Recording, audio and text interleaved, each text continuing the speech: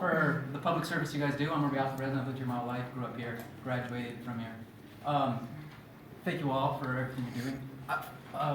I understand that this issue is a pretty serious question to a lot of people, and it's questioning a lot of things that go along the lines of morality, which is why I feel like I have to come and speak, because one of the things that I found growing up here that's the most important and the most valuable is the diversity that is here in the people. We don't have much besides the people, and that diversity has let me become a better person because I've been exposed to so many different cultures and so many different people.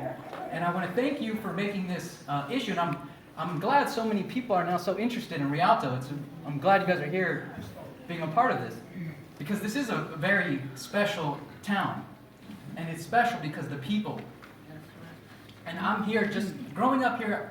I've had many friends who were undocumented, and they are undocumented. They grew up here, graduated with me, and they're good people. Arguably, I've seen them do less crimes than people who are Americans, because they're worried about getting in trouble more than everyone, the people who are citizens and can take that for granted. And the argument that we should blame everyone who's undocumented for the violent acts of a few, that logic doesn't make sense to me.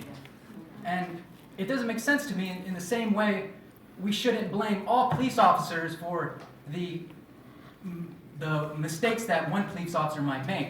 It's not right to blame a whole group for the individual acts of one person. And we have to be consistent with that logic.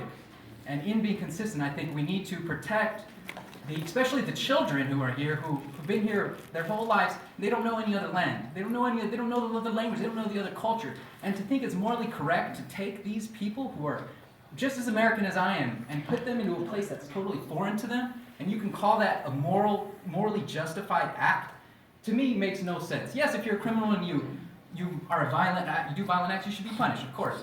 But if your only crime is because you overstayed your visa, and you're going to risk somebody's whole life and livelihood and the contribution that they can give to our culture just because they overstayed their visa, to me that's not morally correct. And I'm sorry for anyone who's suffered from a violent act in any way, whether it's from an undocumented or undocumented. It's horrible and it's tragic.